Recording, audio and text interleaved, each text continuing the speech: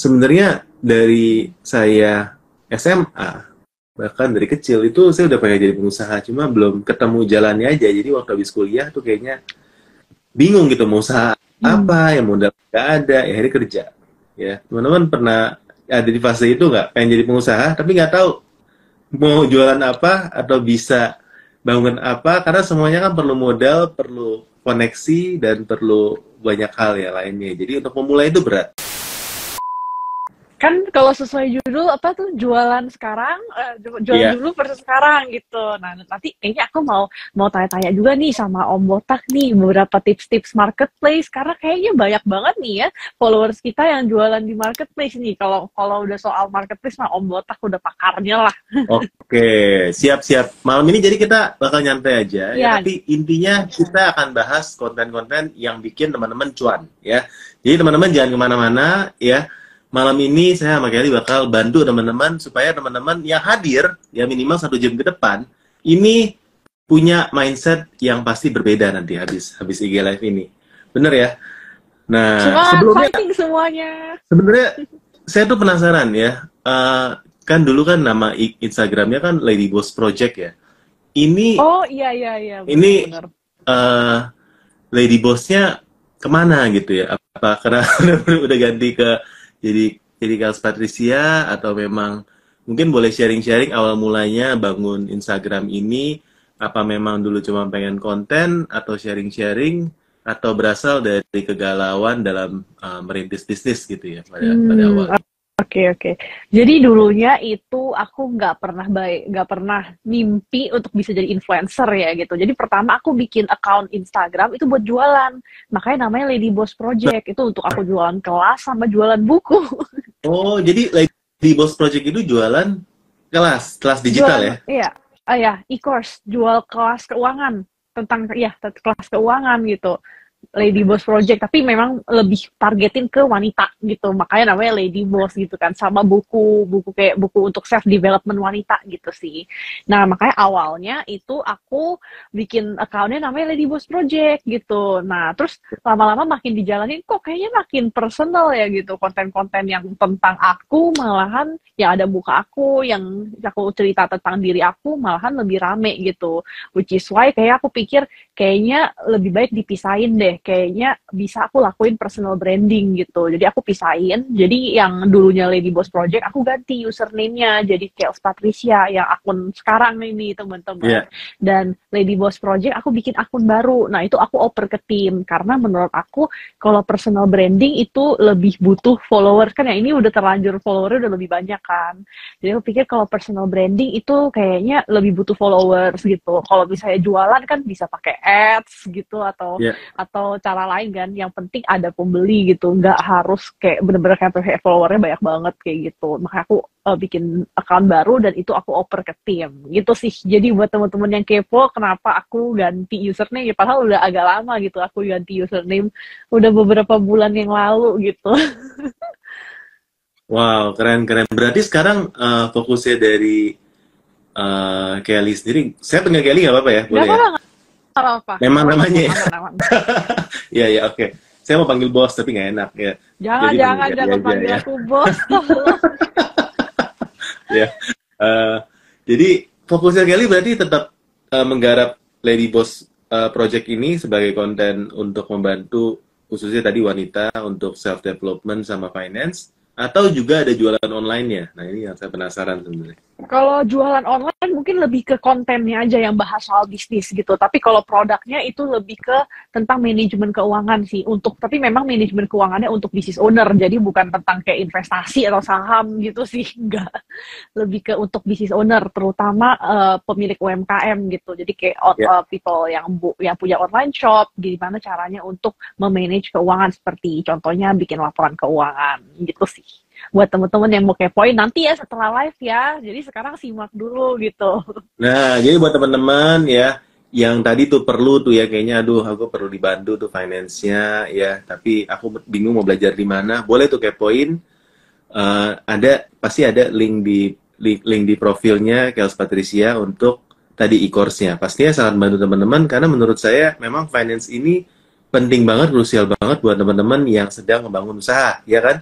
Karena kalau usahanya kelihatannya rame tapi nggak pernah dihitung finance-nya, kemungkinan teman-teman nggak tahu nih. Ada somewhere yang bocor nih. Untung atau rugi nggak tahu. Ya kok duitnya nggak pernah ada, nggak pernah kelihatan, cuman kayak hotel numpang lewat doang. Jadi teman-teman itu wajib banget ya. Iya, Oke. iya. Nah, By the way, kok ya aku mau tanya nih, boleh. apa cerita di balik nama cerita Om Botak nih? Aku penasaran. Waduh. Padahal aku lihat nih, kok Jonathan kan namanya kan? Ya. Kok Jonathan nggak botak, kenapa namanya cerita Om Botak kok?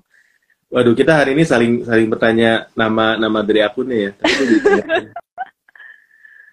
Iya nih, aku penasaran dan aku yakin teman-teman di sini kayaknya mungkin ada yang kepo juga kenapa namanya cerita Om Botak. What's the story? Oke. Nama akun cerita Om Botak ini karena dari tahun 2011 gue itu udah menjalankan bisnis online, berjualan di marketplace, dan nama toko pertama dan yang masih sampai sekarang masih ada nama tokonya adalah Om Botak. Oh, wah dari 2011 ya? Kok Yeah. itu udah lama banget, udah 12 tahun dong berarti. Wah ini guys, ini suhunya nih udah pengalamannya 12 tahun nih. Yeah. 12 tahun yang lalu aku masih sekolah. Ya jadi waktu itu inspirasi nama Om Botak, kalau teman-teman masih penasaran ya nama toko saya Om Botak, padahal orangnya nggak botak. Dan sebenarnya dari nama papa mertua sih. Jadi waktu itu papa mertua tuh berjualan spare part sepeda. Nah saya waktu itu bilang ya kenapa nggak spare sepedanya di online aja, soalnya waktu itu lagi booming tuh sepeda pada tahun itu. Jadi saya pikir ya bantulah mengonlinekan bisnis dari papa mertua. Jadi barang pertama yang saya upload waktu itu adalah cover sepeda, cover buat saddle sepeda, dan itu kurang lebih 1 minggu udah laku, dan itu membuat saya percaya waktu itu ya, wow ternyata bisnis online itu nyata ya. Waktu itu kayaknya amazing banget, dan teman-teman yang memang saat ini tuh belum pecah telur ya, goalnya, tujuan kamu tuh waktu jualan dari upload sampai ini tuh supaya dapetin perasaan pecah telur pertama dari orang yang nggak kamu kenal. Kalau yang beli teman, saudara, ya kan support ya istilahnya dari komunitas. Iya, benar. Itu nice, very good. Tapi perasaannya kan beda kalau ini benar-benar beli dari orang yang nggak kamu kenal sama sekali. Jadi usahakan itu, karena feeling itu kalau teman-teman dapat, itu akan membuat teman-teman makin semangat buat jualan. Itu akan jadi kayak bola salju yang guling makin lama makin gede, dan itu akan membuat kita makin semangat. Dan waktu itu ya saya juga akhirnya dari jual dari barang papa mertua ya, spare part sepeda, akhirnya saya bilang wah bisa nih barang lain ya. Akhirnya toko dari papa itu saya buatin akun baru. Saya ambil Om Botaknya buat personal branding karena itu udah nyantol ya kan. Akhirnya bukan cuma toko online yang saat ini saya jalankan, saya punya beberapa toko di beberapa kategori, tapi juga akhirnya mulai sharing tips dan trik cara jualan online dari tahun 2019, karena alasannya mungkin sama kayak Kels nih. Alasannya saya ingin jual buku yang saya tulis sendiri. Buku fisik. Tahun 2019. Ya. Dan waktu sebelum COVID, buku itu terbit. Jadi pas ketemu momentum yang tepat lah. Dan buku itu namanya Marketplace Marketing, ngajarin cara berjualan di marketplace. Ya gitu sih ceritanya. I see. Wah, ternyata ceritanya sangat menarik ya teman-teman ya, dari tokonya papa gitu. Dan aku rasa sangat menarik nih Om, tentang pas Om Botak cerita ya tentang perasaan pertama kali ada customer yang beli yang bukan kayak teman atau kenalan gitu. Karena kayak pas Ko Jonathan bilang gitu, aku langsung mikir kayak coba kok inget-inget pas aku pertama kali dapat customer yang beli buku aku gitu. Kapan tuh? Memang sih agak-agak kayak Nah itu feeling itu yang teman-teman harus rasakan sendiri. Nah ini kan selama ini teman-teman yang dengar, mungkin ada teman-teman yang belum pengen jualan tapi belum tahu mau jualan apa, atau udah punya mimpi, udah punya produknya tapi belum berani ya. Teman-teman harus gas sampai dapat penjualan pertama dari orang yang kamu nggak kenal, yang benar-benar nggak ada hubungan saudara, nggak ada hubungan teman. Karena kalau saudara teman, mungkin mereka beli karena mereka ingin support usaha kita. Fine, good, ya. Tapi cobain deh, karena feeling itu, semangat itu, yang bisa membuat teman-teman sustain walaupun teman-teman lagi down. Iya, benar-benar. Karena kayak apa ya, kayak oh ada orang yang nggak dikenal nih yang merasa kalau produk kita menarik nih gitu ya. That's the kind of happiness yang mungkin entrepreneur bakal merasa gitu, atau kayak pebisnis online gitu. Karena jalanin bisnis itu sebenarnya ya nggak selamanya kita naik. Ya, bisnis itu kan adalah sebuah perjalanan dari gunung ke lembah, gunung ke lembah. Ya. Hopefully grafiknya. Iya. Bener banget. Hopefully grafiknya. Kalau teman-teman nggak pernah ngerasain bangkrut atau susah atau kayaknya nggak rugi ya, atau ditipu sama partner bisnis, ditipu sama karyawan, ya ditipu sama customer atau gimana, belum lengkap ya menurut saya. Tapi semangat itu yang akan membuat teman-teman bisa survive.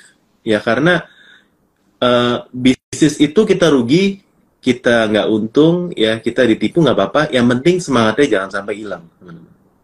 Yes. Dan kadang, ya. Udah hilang semangat, bisa dibilang susah untuk balik lagi. Ya. Dan kadang ya, kalau misalnya lagi hilang semangat, kadang jujur aku aja ngonten sama kadang jualan pun kalau misalnya lagi agak nurun gitu ya bisa berasa gitu kayak aduh semangatnya turun gitu. Tapi kadang the only thing yang bisa bikin kita tuh keep going itu kadang bukan cuma semangat aja, tapi kayak ya udah ini udah komitmen gitu, kita udah pilih untuk komit jalanin bisnis ini, ya berarti kita mau lagi bad mood, mau lagi kesel, mau lagi ngambek, mau lagi sedih, lagi patah hati atau lagi gimana, ya tetap harus jalani apa yang sudah kita komit gitu, termasuk bisnis teman-teman gitu. Banyak loh yang suka nanya ke aku gitu ya, Ci gimana sih caranya konsisten bisnis, aku tuh suka nggak semangat gitu. Ya nggak bisa mengandalkan semangat aja untuk jualan gitu, semangat nggak akan bisa membayar tagihanmu. Ya karena kita perlu uang sebenarnya sih. Kenapa kita harus semangat? Bener. Karena kita miskin, kita perlu uang, jadi kita harus semangat. Kita belum just no limit guys. Ya. Ini suatu yang menarik ya judulnya sebenarnya. Kalau tadi dari posternya, kalau teman-teman gabung kan jualan dulu sama sekarang. Nah, ini dulunya kita bisa tarik sejauh mana gitu ya. Tapi mungkin yang buat teman-teman di sini lebih relevan ya. Mungkin dulunya itu adalah waktu pandemi sama sekarang setelah pandemi. Nah, ya. Kalau dari yang mungkin dari pengalaman lu sendiri atau dari yang sering curhat sama lu, ada nggak sih teman-teman yang lebih senang pada waktu pandemi dibandingin sekarang? Ada, tergantung dia jual apa. Nah, tergantung dia jual apa ya? Iya, ada beberapa yang mereka jualannya masker, ya mereka bakal senang pas masih masa pandemi. Kalau sekarang mungkin sekarang aja udah nggak wajib pakai masker kan, mungkin masker udah nggak laku dan dia di situ harus pivot, harus cari jualan apa yang bisa ada peluangnya kayak gitu. Tapi ada juga yang mereka lebih happy sekarang, misalnya teman-teman yang mungkin buka jualan boba-boba atau mungkin buka restoran, pasti dia akan lebih happy sekarang karena customer-nya bisa sekarang meskipun sekarang online itu sangat bagus ya, setelah pandemi itu kayak jual online sangat meningkat gitu, dan aku pun udah terbiasa juga shopping online gitu. Tapi kadang ada beberapa hal yang kayak experience-nya itu secara offline nggak bisa terganti gitu. Misalnya aku mau cobain celana gitu, mungkin aku nggak akan bisa cobain celana secara online gitu. Kadang-kadang aku pengen aja offline gitu biar bisa cobain gitu. Kalau dari Om Botak gimana? Ada perbedaannya nggak yang berasa drastis banget gitu? Saya rasa secara traffic pasti menurun ya. Jadi teman-teman yang tadinya terpaksa di rumah dan ya hiburannya itu cuma belanja online, ya tungguin ada kang paket, teriak paket, kayak seneng banget gitu ya. Nah, karena kayak ya itu hiburannya waktu itu kan, kita nggak bebas kemana-mana. Sekarang ya udah berbeda, kita bebas kemana-mana. Kita kalau mau beli barang tinggal ke mall, tinggal ke toko, kita bisa cobain. Kita sekarang duitnya mungkin bisa spend buat traveling ya, kita konser, experience, nonton konser ya kan. Jadi saya rasa budget kita untuk belanja online itu lebih limit ya, karena yang saya reflect dari saya atau teman-teman di sekitar saya merasa ya pastinya online itu trafficnya turun karena waktu pandemi itu anomali teman-teman. Jadi teman-teman kalau masuknya pada waktu anomali dan sekarang berasa turun, ya itu wajar. Tapi seenggak-enggaknya apa yang kita rasakan tingkat orderan atau tingkat traffic sekarang ini sebenarnya lebih tinggi dibandingin pas sebelum COVID. Ya, jadi marketnya sendiri growing, tapi sellernya luar biasa banyak sekarang. Iya, bener sih. Karena banyak banget orang yang ya mereka bisa dibilang PHK gitu, atau mungkin bisnisnya Ya, terdampak pandemi gitu, dan akhirnya mereka buka online shop gitu. ya. Jadi banyak hal yang harus kita lakukan, banyak hal yang harus kita pelajari, dan juga tadi ada satu kata kunci yang saya depan banget dari Kelly, yaitu adaptasi sih ya. Kalau teman-teman nggak bisa beradaptasi di new normal, atau ini bukan new normal ya, atau setelah pandemi ini, Iya, ini teman-teman pasti benar. ketinggalan. Ya, teman-teman pasti akan ketinggalan. Jadi kompetisinya memang semakin tinggi, tapi bukan yang nggak bisa loh. Ya, bisa asalkan ada itu tadi, semangat. Semangat. Sama kedua, ya, Semangat, berasa dirinya ini konsistensi, memang masih miskin dan perlu bekerja. Reminder lah, kamu masih miskin. Kamu masih butuh duit. Ya, masih butuh duit, ya kan? Kalau udah berasa cukup kan nggak ada semangat, ya semua cukup, ya nggak semangat. Iya, iya. Tapi juga jangan lupa untuk bersyukur dengan apa yang Nah, sudah kamu miliki sambil kamu mengejar apa yang kamu inginkan gitu. Karena banyak banget nih sekarang orang yang suka apa yang Gen Z ya, nggak tahu kalau yang udah mungkin udah lebih dewasa gitu. Kalau Gen Z banyak yang rasa, aduh cepet banget burn out, bentar kerja terus burn out terus hilang semangat gitu. Nah itu kita jangan lupa untuk mensyukuri prosesnya gitu. Karena nggak hanya kerja itu dan bisnis ya, nggak hanya soal kejar cuannya aja, tapi juga prosesnya. Kalau menurut aku sih gitu sih. Apa Om Botak pernah ngerasain burnout nggak selama jualan udah 12 tahun loh? jujur sih waktu awal-awal pertama kali jualan itu sambil side hustle sih sebenarnya. Jadi waktu itu posisinya gue masih karyawan kantor, gue side hustle, dan dari dulu tuh pengen banget usaha. Jadi teman-teman mungkin ada yang posisinya sama ya, masih karyawan, profesional ya, tapi pengen punya side hustle ya sebenarnya sekarang itu jauh lebih enak dibandingin dulu. Karena dulu ya waktu aku join kan masih awal-awal banget ya marketplace sih. Jadi nggak seperti sekarang kemudahannya dan fasilitasnya. Jadi 2011 sampai 2015 gue itu masih sampingan, part time. Jadi jualin apa yang kita bisa, sampai akhirnya satu titik memutuskan bahwa yes, ini gue pengen full time, yes, ini gue pengen fokusin, karena selamanya kalau nggak difokusin nanti akan salah satu nih, karir gue nggak akan berkembang karena gue di sana tapi otak gue nggak di sana, atau bisnisnya nggak berkembang karena gue nggak ada waktu buat kasih ke bisnis gue. Jadi teman-teman mungkin yang di posisinya sekarang itu juga bisnisnya itu adalah side hustle ya, teman-teman lagi part time ya, teman-teman harus bisa kasih deadline, harus bisa kasih satu target, di mana nanti teman-teman tuh harus milih, gue pengen gedein bisnis gue atau gue pengen ngejar karir. Dua-duanya sama-sama oke menurut gue. Nggak ada yang bilang kadang-kadang kita over glorified profesi pengusaha ya, padahal menurut gue profesional, if you are very specialized in what you do, is actually a very good thing ya, maksudnya bagus ya. Tapi kalau teman-teman memang kayak gue ya, gue itu kayak gue berasa DNA gue itu pengusaha ya. Bener, DNA gue pengusaha karena gue baca satu buku ya teman-teman juga, dan di sana tulis 3 ciri pengusaha teman-teman. Nah ini teman-teman kalau setuju 3-tiganya ya teman-teman, berarti DNA-nya juga pengusaha. Pertama, pengusaha ya. Tidak suka bangun pagi. Saya satu nggak suka bangun pagi. Waktu saya baca, saya berasa, iya juga nih ya. Gue nggak suka bangun pagi. Ya, kalau bisa bangun tuh nggak pakai alarm. Tak bangun ya. Nah, jadi waktu cocok nih. Berarti gue pengusaha. Ya, kedua, ya tidak suka disuruh-suruh. Nah, gue paling nggak suka disuruh-suruh, apalagi sama atasan. Ya, aku biasa aja sih. Kalau ya, gue nggak suka disuruh-suruh. Pinter nggak apa-apa, kalau atasannya bego males. Ya, nah, yang ketiga, gue nggak suka gajinya kecil. Nah, karena gue berasa 3 hal itu cocok, makanya gue berasa DNA gue cocoknya jadi pengusaha. I see.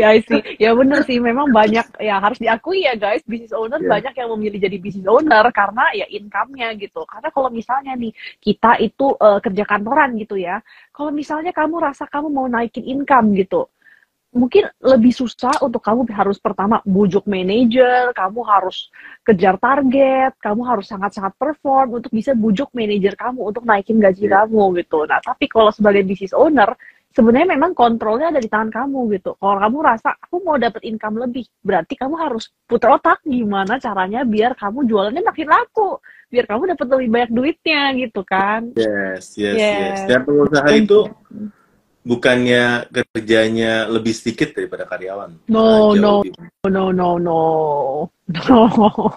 ya, banyak. Malahan pengusaha kerjanya nggak kenal waktu, guys. Nggak kenal waktu ya.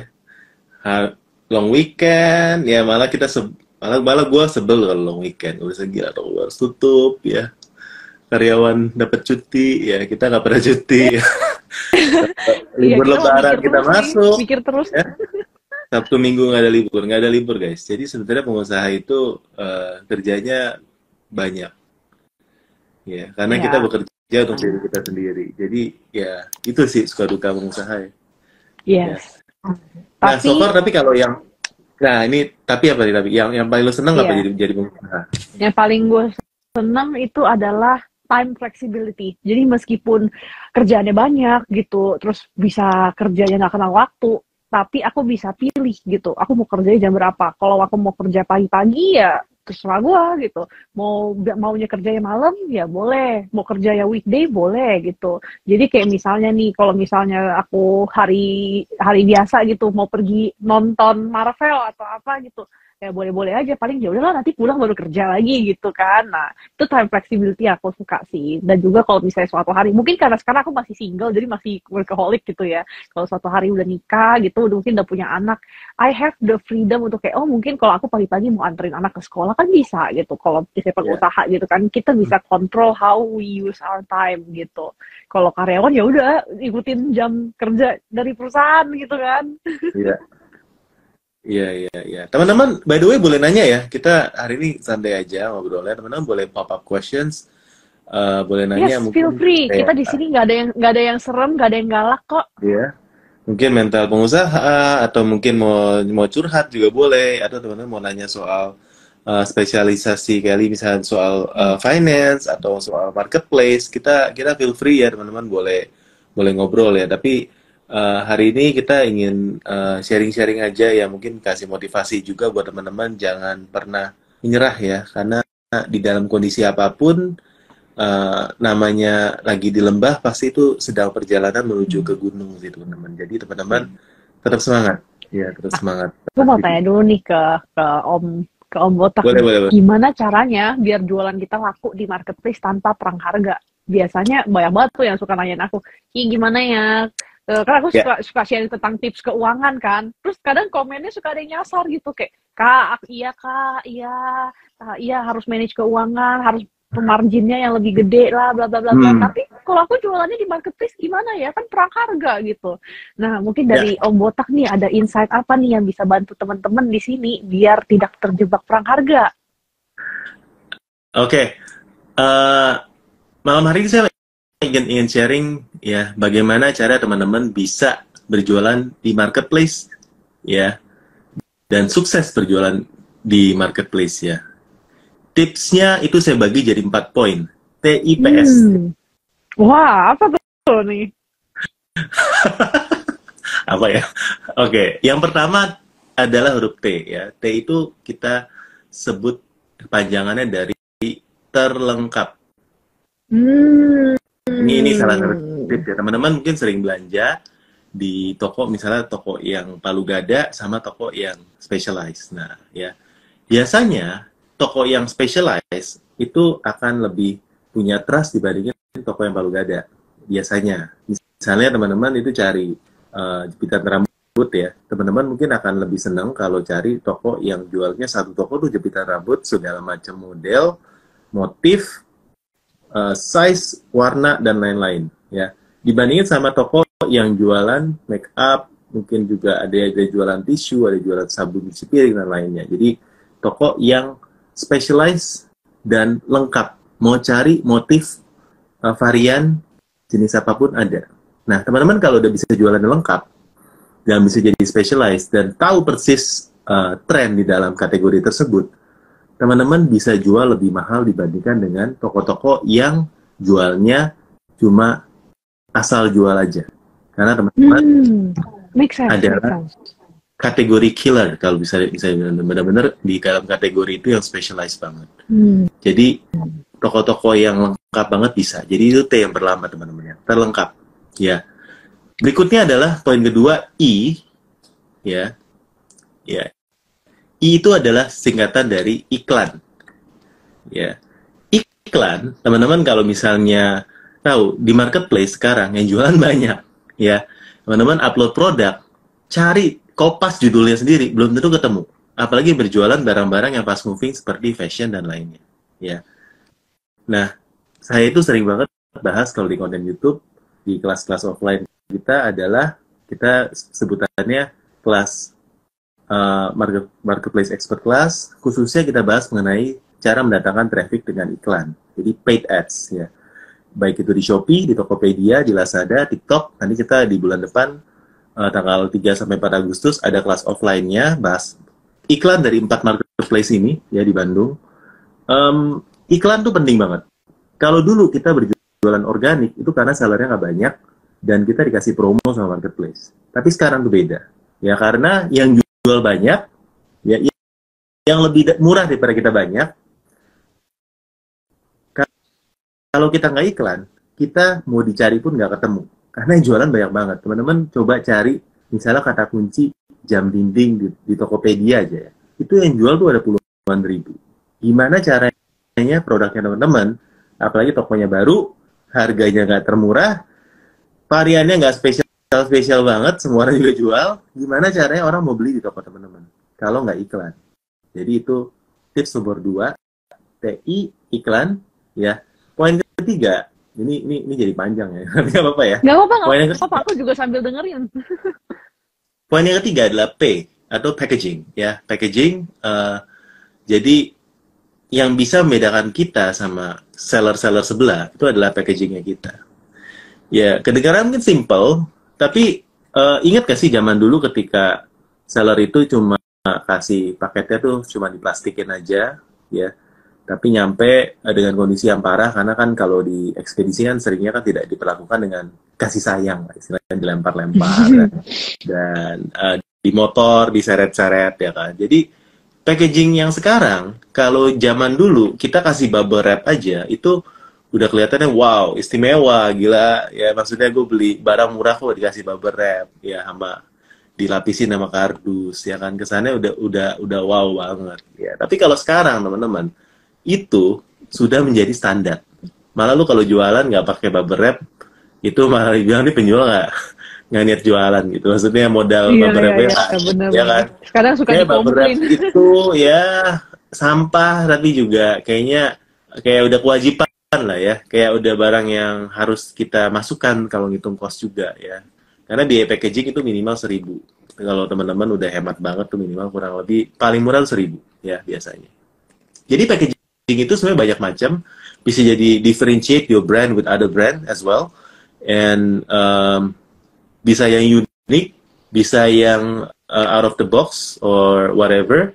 Malah saya tahu dari teman-teman seller yang memang jual lebih mahal walaupun sama satu pabrik barangnya, dia bongkar packaging dari pabrik, and then he atau she repackage them into different package. Jadi dia repacket lagi.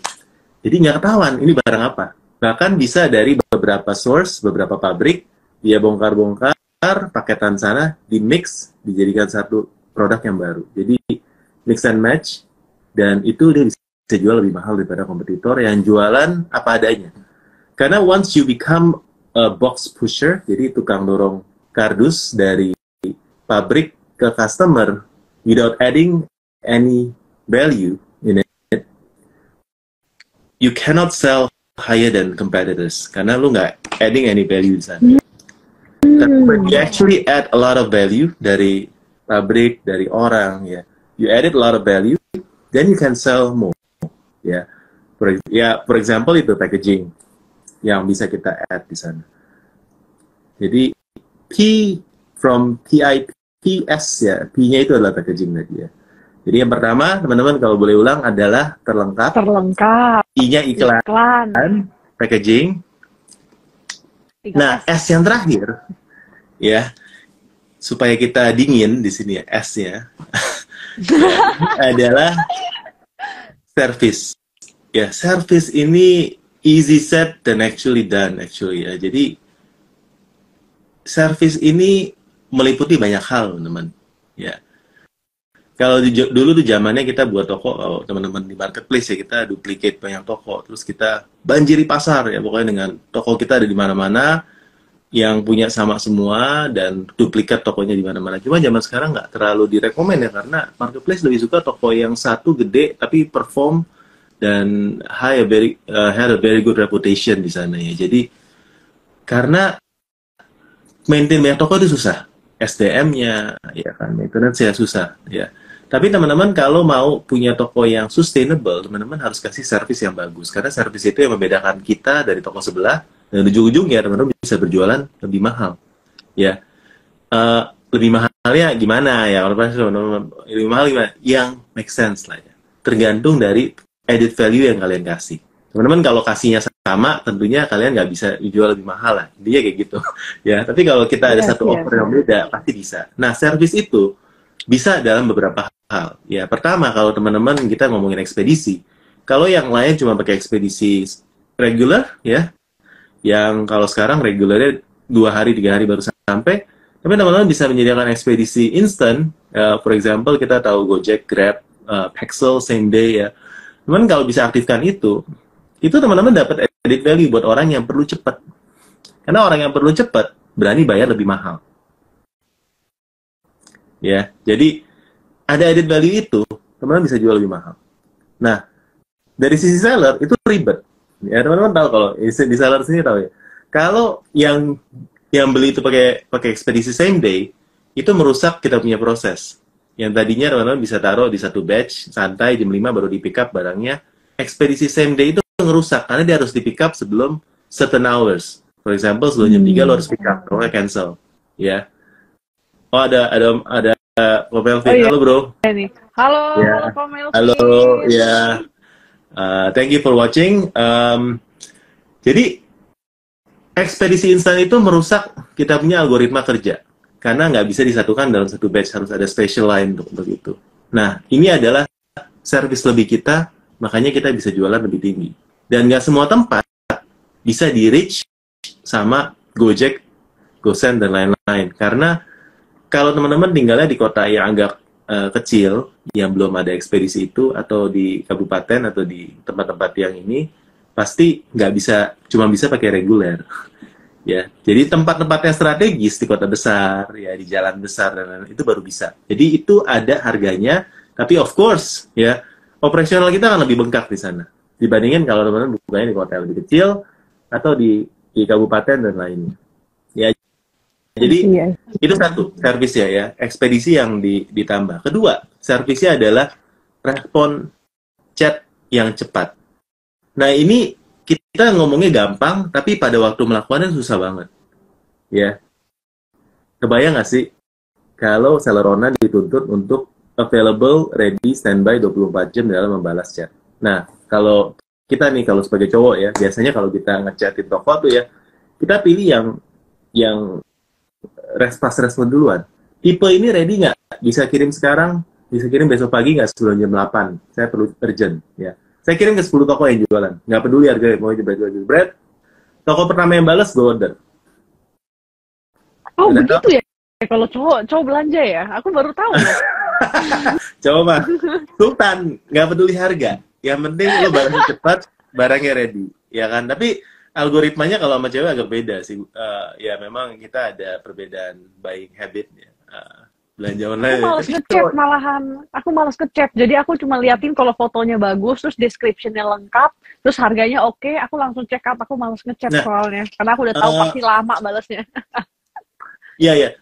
Itu lebih relevan pas kalau kita memang ada satu kebutuhan khusus sih. Misalnya kita beli barang teknik yang kita harus tahu speknya atau gimana. Ya, ya tentunya seller yang bisa jelasin, bisa available buat kasih kita good good service. Ya, ini ada garansi nggak segala macam ya. Maksudnya teman-teman kalau bisa fast respon, terutama pada jam-jam yang orang lain udah tutup toko, misalnya jam 11 malam, jam 12 malam, jam 1, chances buat orang belinya itu tinggi sekali dibandingin kalau dia balasnya jam-jam kerja. Soalnya pada jam-jam kerja, orang lain juga lagi kerja yang beli. Tapi kalau jam-jam malam, yang beli itu lagi gabut, lagi browsing sebelum tidur, lagi insomnia, jadi pasti beli. Make sense, make sense. Ya, jadi kasih good service itu easy set, tapi ngelakuinnya susah. Karena once udah kasih ke tim, gimana caranya bisa bikin tim itu mau punya hati kayak kita untuk balas 24 jam. Sedangkan kalau owner kan, kadang-kadang kalau saya dengar curhat tuh, banyak seller-seller yang apalagi masih baru mulai ya. Itu kan ada kayak misalnya notif Shopee kan, Shopee gitu kan ya. Nah, teman-teman itu, notifnya itu, kalau dia mau tidur, dikencengin teman-teman. Supaya kalau lagi tidur, Shopee bangun. Ya, balas chat dulu, tidur lagi. Dan banyak seller kayak gitu. Perjuangannya lebih buat dapetin satu orderan, satu review ya. Itu berharga banget teman-teman. Jadi TIPS ya, terlengkap, iklan, dan service. Teman-teman kalau bisa lakukan itu, ya saya yakin teman-teman bisa menjual lebih tinggi daripada kompetitor tapi tetap laku. Wih, tuh teman-teman catat praktek biar kamu nggak terjebak lagi di perang harga marketplace ya. Jadi udah nggak ada alasan lagi ya. Jadi kamu of course kalau kamu mau jual harga yang wajar gitu, yang bisa kasih kamu margin, yang nggak bikin kamu bener-bener cuma duit numpang lewat di rekening, berarti you have to give more value gitu. Meskipun kamu tuh reseller, kamu bisa kasih value dalam bentuk service, dalam bentuk packaging, bahkan dengan cara kamu nggak asal comot foto katalog dari supplier, tapi kamu ambil foto sendiri gitu. Ada temen aku yang dia itu awal-awal jualan gitu ya, modalnya nggak banyak, dia dropship reseller, jadi dia beli dari orang lain gitu bajunya, tapi dia nggak hanya mengambil foto katalog dari suppliernya, dia pakai bajunya, terus dia foto biar kelihatan on model kayak gitu, dan itu tuh bikin orang terkesannya tuh kayaknya oh ini produksi sendiri nih atau brand sendiri gitu, sampai modalnya terkumpul baru akhirnya dia bikin brand sendiri yang dia benar-benar produksi sendiri, oper ke konveksi gitu. Jadi harus ada value ya teman-teman ya. Wah thank you banget tipsnya Om Botak, gila daging banget tuh teman-teman, padahal ini live loh bukan webinar loh, tapi udah dapet ilmu yang sangat daging ya teman-teman ya. Wah, ini ada berapa yang nanya ya. Tapi keep them coming ya. Nanti mungkin kita akan pilih 1-2 yang menarik ya. Tapi sekarang saya giliran mau tanya ke Kelly dulu nih ya. Jadi buat teman-teman yang mau mulai usaha nih ya, mungkin ke tips finance ya, yang mungkin tips finance paling dasar untuk pemula itu, atau yang udah jalan tapi belum melakukan finance dengan baik itu apa gitu ya.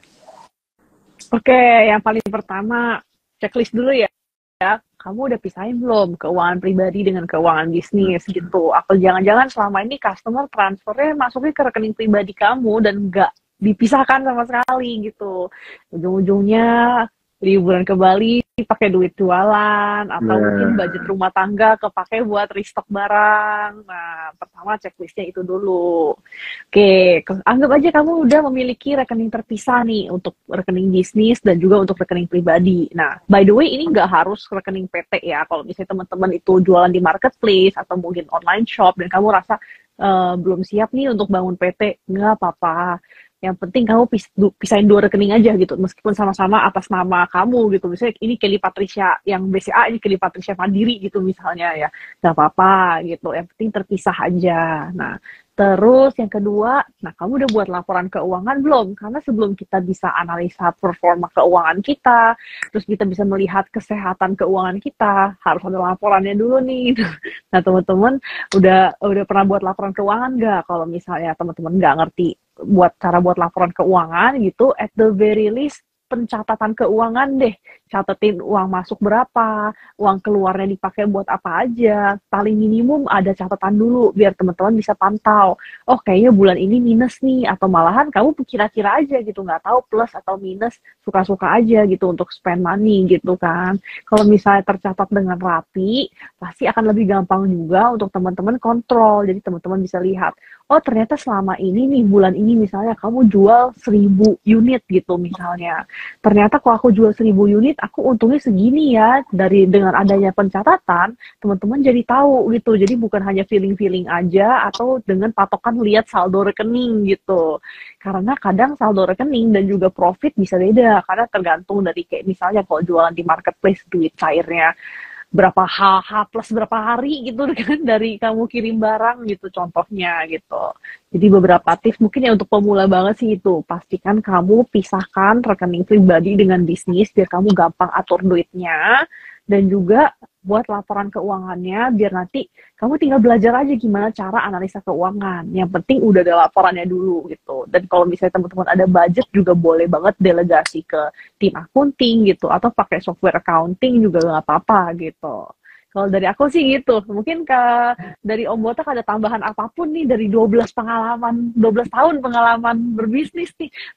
Aku 12 tahun yang lalu masih SD. Masih SD kok. Belum tahu apa itu bisnis. Ya itu penting banget sih tadi yang saya rasa even kalau kita ngomongin soal yang pertama aja itu masih banyak seller yang belum lakukan sih. Pisahin rekening pribadi dan rekening jualan. Ya teman-teman kalau malam hari ini webinar ya, belum webinar ya, IG Live. Ini jadi webinar ya. Ya, IG Live ini belum dapetin apa-apa, teman-teman lakukan itu dulu. Ya, karena saya yakin nih masih banyak banget yang sering dicampurin ya. Jadi rekening perusahaan tiba-tiba ada keperluan untuk belanja online shop ya. Belanja online shopnya untuk barang makeup ya, buat barang makeup sendiri, buat keperluan sendiri, buat rekeningnya buat jajan GoFood ya, buat jajan makanan ya, transfer ya, buat bayar uang sekolah atau buat bayar biaya buat happy ya. Teman-teman itu hindarin ya, karena teman-teman namanya kita usaha, owner itu perlu narik gaji ya. Jadi tarik gaji dari sana, pisahin, jangan diutak-utik. Teman-teman kalau memang mau cepat usahanya ya, kita harus menyisihkan sebagian besar daripada untung usaha untuk kita gulung lagi supaya kita bisa berkembang ya.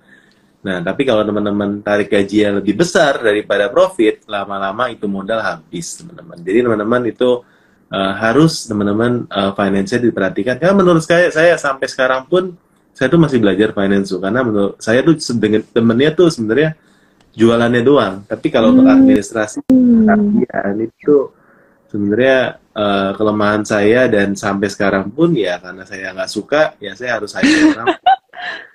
Oh, berarti Om Botak sama saya kebalikan. Saya suka keuangan tapi malas banget marketing. Ya, saya sukanya jualan. Ya, jadi kalau teman tahu saya tuh demennya iklan gas, pokoknya jualannya naik. Ya, masalah nanti untuk kerapian administrasinya serahkan sama ahlinya. Teman ini bisa nanti cek ya di IG-nya apa. Yang Patricia tuh ada pastinya online course yang bagus ya buat teman-teman bisa belajar. Kalau teman-teman mau belajar keuangan, belajar sama saya. Tapi kalau mau belajar marketing dan jualan, pakarnya nih jauh banget. Sama-sama belajar. Tapi iya, sama-sama belajar. Kalau ngomongin jadi pengusaha itu seru sih sebenarnya tadi ya. Kalau dibilang 12 tahun jadi pengusaha, sebenarnya dari saya SMA, bahkan dari kecil itu saya udah pengen jadi pengusaha, cuma belum ketemu jalannya aja. Jadi waktu habis kuliah tuh kayaknya bingung gitu mau usaha apa, yang modal nggak ada, ya akhirnya kerja. Ya, teman-teman pernah ada di fase itu nggak? Pengen jadi pengusaha tapi nggak tahu mau jualan apa atau bisa bangun apa, karena semuanya kan perlu modal, perlu koneksi, dan perlu banyak hal ya lainnya. Jadi untuk memulai itu berat. Tapi begitu udah dimulai, nggak pengen balik. Bener, itu kalau saya ya. Tapi gitu kalau udah teman-teman dimulai, yang jatuh kerja, silakan. Terus aja ya. Iya. Begitu mulai mah otak yang penting terus dijalanin, terus puter gitu. Pasti ada jalan lah gitu. Tapi memang mulai yang paling susah sih. Iya. Tinggal mulainya. Ya kalau misalnya teman-teman ingat dari slogan Tokopedia yang zaman dulu kan mulai aja dulu, dan menurut saya itu bener banget. Teman-teman harus mulai, harus terjun dulu, ya tapi tentunya dengan berbagai pertimbangan ya. Kalau dulu sih saya nyiapin emergency fund-nya lumayan supaya kita masih bisa survive walaupun usahanya itu nggak menghasilkan, nggak bisa ambil gaji dari usaha. Ya, usahanya jalan, berkembang, untung, tapi karena kita mau cepat, kita gulung terus tanpa ambil gaji. Jadi teman-teman kalau nggak siap itu, minimal ada dana darurat 6-12 bulan lah ya, kayaknya berat untuk akan mulai usaha. Iya, iya, iya. Itu aku setuju gitu. Meskipun kita bisa mulai gitu ya dengan modal seadanya, tapi itu nggak berarti kita bisa mulai tanpa persiapan apapun gitu. Dan aku juga selalu suggest gitu ke di konten aku juga gitu ya. Kalau bisa ada tabungan minimum 6 bulan biaya hidup kamu gitu. Biar kalau misalnya awal-awal, biar kamu tuh apa ya, bener-bener bisa fokus kembangin bisnis dan make the right decision for your business gitu. Bukan karena kayak aku butuh duit sekarang atau enggak, aku nggak bisa bayar cicilan kartu kredit kayak gitu kan. Nanti ujung-ujungnya bisnis kamu mau gimana gitu. Belum sempet lari gitu, udah kamu tarik duitnya gitu kan. Ya aku setuju dengan Om Botak gitu, duitnya biar bisa digulung dulu, biar bisnisnya bisa grow cepat dan juga bisa stabil cepat, biar nanti kamu bisa mengambil keuntungan di belakang kayak gitu. Oke, ini ada pertanyaan menarik nih, Kelly. Apa nih? Cukup menarik. Kok kalau ada satu bidang usaha kita jalanin tiba-tiba stuck, gak ada cuan, ya? Kok bakal stop dulu dan evaluasi atau coba pikir peluang usaha lain? Semoga dijawab. Oke, ini thank you. Ini pertanyaan cukup menarik nih. Ya, mungkin saya akan coba jawab, tapi nanti Kelly juga mungkin dari pengalamannya juga boleh bantu jawab Boleh. ya. Nah, Boleh, aku juga pengen denger pendapatnya Om Botak nih. ya, ini nggak ada jawaban yang benar, nggak ada yang salah. Pertama, saya nggak tahu usahanya apa, prospeknya gimana, dan lain-lain, kesalahannya gimana, lain-lain. Jadi kita ini jawabannya benar-benar banyak what if-nya sebenarnya teman-teman ya. Karena kalau benar-benar harus itu kita harus jadi expert di dalam usaha itu dan tahu bidangnya benar-benar dalam. Ya teman-teman kalau misalnya ada toko online ya, mau bedah, mau konsul itu saya bisa. Tapi kalau gini saya juga nggak tahu usahanya apa dan lain-lain. Jadi ini kita banyak what if-nya, boleh diambil hikmatnya, boleh juga cuma dengerin doang, nggak usah didengerin juga nggak apa-apa. Ya. Nah, kalau menurut saya kita usaha itu, kita kan kasih satu modal kan, ya. Kalau return daripada usaha itu lebih kecil daripada bunga bank, lebih baik jangan usaha. Atau bukan deposito bank, ya kan? Deposito, sebenarnya kalau deposito di bank digital sekarang, ya misalnya ya ada yang 6% sampai 8%. Kalau returnnya itu bahkan kurang daripada itu, lebih baik jangan usaha. Lebih baik teman-teman taruh deposito aja, duduk manis, tidur, ya akan dapat return yang lebih tinggi. Ya karena kita ekspektasinya usaha kan mendapatkan return lebih tinggi daripada kalau kita taruh duit kita di bank. Ya jadi itu dulu. Nah, tapi teman-teman kan berarti kalau udah mulai taruh saham maunya berkali lipat. Ya setahun bisa 50%, 100%. Nah, habis itu jadi kita lihat next-nya. Usaha kita yang sekarang, ya, stuck nggak ada cuan. Kalau memang kita udah lakukan segala macam cara, kita udah minta bantuan mentor dan lain-lain, dan memang pilihannya kita harus tutup, lakukan sesegera mungkin sih menurut saya. Daripada teman-teman tahanin sampai setahun dan setiap bulan rugi. Ya, cepet-cepet cash out dan mengakui kalau kita ini udah gagal dan harus pivot. Karena seringkali yang lebih susah kita lakukan atau akui adalah egonya kita. Ya, teman-teman, untuk bisa mengakui kalau kita udah salah keputusan untuk buka usaha itu udah salah decision, salah strategi, itu sulit. Karena ego kita ini yang kemakan kalau kita ini gagal. Jadi teman-teman harus akui itu dan benar-benar lihat dari kacamata sebagai ini ada duit gue ini capital gue, lebih baik kita taruh di tempat lain yang returnnya lebih tinggi. Nah, itu dari saya sih, karena menurut saya sebagai cowok juga untuk mengakui kalau gue gagal tuh susah. Gitu. Ya, ini boleh sharing ya. Dulu gue itu ada usaha sebelum COVID, namanya Kopi Om Botak. Ya, kalau cek di itu gue udah ada hakinya, udah ada franchise juga. Ya waktu itu lagi booming kan kopi kopi susu lah ya, maksudnya kopi ya minuman kopi lah ya, kopi sama susu, kopi matcha sama susu segala sama Yakult dia segala macam. Jadi kita buat itu udah ada franchise yang ngambil sama kita juga. Kita bukanya November sebelum COVID guys, ya. Kita ada beberapa lokasi, ya. Semua udah kita pikirkan, menunya oke, harganya oke, dan lain-lain. Tapi kena COVID. Kena COVID Maret, kita baru buka 2-3 bulan. Kita coba sustain sampai Juni, tapi begitu di Juni, setelah Lebaran, saya dan partner decide close. Walaupun ruko itu kita baru sewa tuh masih panjang rukonya. Tapi kita close.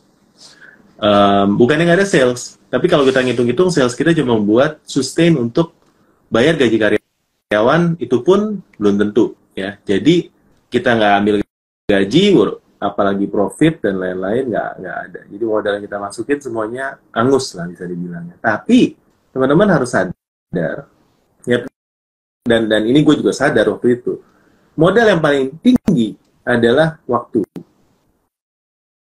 Ya, waktu kita kalau kita spend di sana untuk sesuatu yang kita lihat berapa tahun ke depan belum ada perubahan, dan hope-nya juga belum tinggi untuk waktu itu untuk balik ya ke normal karena waktu masih pandemi. Jadi kita memutuskan ya udah langsung cut, mendingan waktu gua untuk sesuatu yang lebih produktif yang bisa return-nya lebih tinggi, karena udah realistis saja ya, udah nggak ada gengsi-gengsian. Yang pasti modal kita kalau kita taruh di mana yang tempatnya return yang paling tinggi, kita lakukan itu aja. Jadi turn out ya waktu itu gue banyak fokusin di online-nya, bisnis online-nya berkembang waktu COVID, fokusin di kelas ya, fokusin di konten, fokusin di business agency, dan itu semua juga bisa ada ya karena kita taruh waktu kita di sana. Jadi ya teman-teman siap-siap buat pivot ya kalau memang nggak ada jalan, karena salah satu resource yang paling penting itu adalah waktu kita dan semangat kita. Ya, usaha boleh bangkrut, semangat jangan. Wih, keren. Usaha boleh bangkrut, semangat jangan gitu ya. Karena kalau misalnya kadang ya apa ya, kayak orang suka bilang kayak apa sih, kayak mengalah untuk menang gitu. Jadi kayak kadang it takes us untuk kayak menurunkan ego kita untuk mengakui kalau kita tuh ya udah gagal, daripada malahan minus bertahun-tahun dan akhirnya kita tuh baru siap untuk walk away setelah kita udah bener-bener misalnya udah bener-bener udah seret banget lah gitu tabungannya gitu. Nah kalau dari aku gitu ya, mungkin nah buat kakak nih, aku juga nggak tahu bisnis kamu apa gitu ya, jadi susah juga mau kasih advice. Tapi mungkin kalau menurut aku, kalau misalnya kamu mau perjuangkan gitu, bisa kamu kasih deadline, atau mungkin kamu perjuangkan tapi kamu kasih strategi. Misalnya aku coba strategi ini, kalau dalam 1 atau 2 bulan gak ada hasil, ya udah berarti aku gagal. Nah kayak gitu contohnya. Jadi kalau misalnya kamu memang dari dalam hati udah rasa ini nggak layak diperjuangkan dan kamu cuman nggak mau mengakui kegagalan kamu aja, ya kalau gitu ya berarti kamu harus walk away dan kayak nurunin ego kamu. Tapi kalau misalnya kamu dalam hati tuh kayak aku masih pengen perjuangkan gitu, nah mungkin kamu bisa bikin beberapa strategi dan kamu harus benar-benar tulis. Misalnya strateginya itu kamu mau, oke, aku mau coba naikin budget iklan gitu contohnya, dan kamu harus benar-benar lihat dan evaluasi. Kamu kasih deadline misalnya dalam 1-2 bulan atau mungkin 3 bulan kayak gitu, ada efek nggak? Dan kalau misalnya nggak ada efek, ya udah nggak apa-apa gitu, just accept. Ya udah, failure itu sangat normal gitu. Itu nggak berarti kamu tuh bego, itu nggak berarti kamu itu kegagalan atau kayak hidup dunia akan berakhir. Ya udah, bisnis gagal, ya udah gitu. It's very normal dan semua orang pasti pernah melewatinya gitu. Yang penting kamu bisa bangkit lagi gitu. Seperti Om Botak bilang tadi kan, bisnis bangkrut nggak apa-apa, tapi semangat jangan hilang gitu. Hilang ya, semangat jangan kasih kendor. Life must go on gitu. Ya udah yang ini gagal, ya udah istilahnya ya udah yang lama itu taruhlah di masa lalu, udah kayak misalnya ya udah kamu gagal itu anggap aja kayak udah putus gitu, ya udah tutup gitu. Masa kamu mau pertahankan gitu kan, ya cari yang lain gitu. Wow ya, jadi malam ini kita banyak sharing-sharing ya teman-teman. Nggak kerasa ini udah hampir 1 jam ya, 5 menit iya, lagi. Gila. seru banget ngobrolnya kalau udah Ya. ngomongin bisnis sama orang yang sesama pebisnis itu kayak rasanya kayak udah kayak sefrekuensi gitu. Soalnya nggak Ya. banyak loh orang yang berbisnis gitu. Apalagi aku wanita-wanita, teman-temanku mungkin kebanyakan ya jarang lah, lebih jarang yang berbisnis gitu daripada kalau cowok-cowok gitu. Kayaknya aku lebih banyak kenal cowok-cowok yang bisnis. Cewek lebih enak lebih banyak yang suka kerja kantoran. Wah, ini ada balasannya ya dari ini saya nggak bisa baca namanya tapi advice accepted, relatable semua. Thank you Botak dan Kels, tuh masih sangat semangat tapi agak bingung buat desain pemain dan pencerahan. Oke, siap. Ya, walaupun saya nggak tahu yang mana yang masuk, tapi ya yang penting terus semangat. Ya, Iya, mantap. fighting. Ya, waiting guys ya. Oke. Mungkin kita buat closing mungkin dari Kels Kelly ada satu closing statement, nanti saya juga akan kasih satu closing statement buat nutup IG live kita pada malam hari ini. Oke, closing statement. Aku yakin teman-teman dapat banyak banget insight ya, either dari aku atau mungkin dari Om Botak gitu. Dan aku juga belajar banyak sih dari cerita-cerita dan pengalamannya Om Botak gitu. Nah, tapi teman-teman, aku harap teman-teman gak hanya setelah ini tutup live, habis itu teman rasa, oh oke, live tadi seru gitu ya, ya udah habis aku bobo terus nonton drakor gitu. Tapi coba untuk praktekkan minimum satu hal aja gitu. Yeah. Dan semoga itu bisa memberi dampak positif kepada penjualan teman-teman gitu ya. So, semangat. Praktekkan dulu satu hal, nggak harus semuanya, nggak harus tunggu sampai kamu jago. Praktekkan dulu satu, biar kamu nggak lupa gitu. Nah, Okay? biar nggak lupa, nih teman-teman boleh screenshot IG live ini, lalu teman-teman tag ya cerita Botak sama Kels Patricia, jadi tulis ya komitmennya apa hari ini, apa yang akan dilakukan, ya tips apa yang kena banget hari ini, atau ya mungkin sekedar untuk buat teman-teman boleh jadi satu tanda, memento buat teman-teman supaya lebih semangat ya dalam berjualannya. Boleh teman-teman jadi tag ya dari Tambota, Kels Patricia, tadi kita akan share juga ya sama teman-teman, tulis apa yang teman-teman dapat malam hari ini. Oke? Yes, Ya. please. Karena aku juga suka loh nyapa teman-teman yang ngetek aku di story. Oke? Sarang Nah, kalau dari saya mungkin kalau buat closing ya saya ngasih satu statement ya. Tips buat menghindari perang harga adalah dengan tidak berjualan, teman-teman. Ya. Jadi teman-teman kalau ingin Tidak berjualan, berjualan. ya. Jadi kalau teman-teman kalau berjualan pasti akan ada perang harga. Ya. Tadi kan saya udah kasih 4 ya TIPS-nya, tapi teman-teman namanya persaingan itu pasti teman-teman, pasti namanya jualan, namanya kompetitor itu pasti, dan mereka pasti akan benar-benar akan mepetin kita terus ya, copy produk kita, foto kita dan lain itu pasti namanya berjualan. Ya, jadi kalau namanya berjualan hadapin itu challenge itu adalah serunya berjualan menurut saya. Jadi otak kita itu dipaksa untuk muter terus pagi siang malam untuk bisa adaptasi dan menang dari persaingan ya. Tapi itu adalah serunya berjualan, dan buat teman-teman yang udah berjualan lama pasti tahu ya, itu memang nggak bisa dihindari dan adalah serunya berjualan. Jadi TIPS tadi ya teman-teman ya, teman-teman kalau yang nanti ketinggalan tadi kita udah kasih tipsnya, Kelly juga. Pokoknya terus semangat ya. Thank you buat teman-teman yang udah bergabung ya. Jangan lupa buat follow ya Kels Patricia ya. Jangan untuk dapetin lupa follow Om Botak juga. Ini pakaran jualan, udah jago banget, udah 12 tahun. Ya. Thank you Kelly. Thank you buat waktunya. Thank you juga, Ko Jonathan. Thank you for your time. Thank you for your tips. Bye-bye.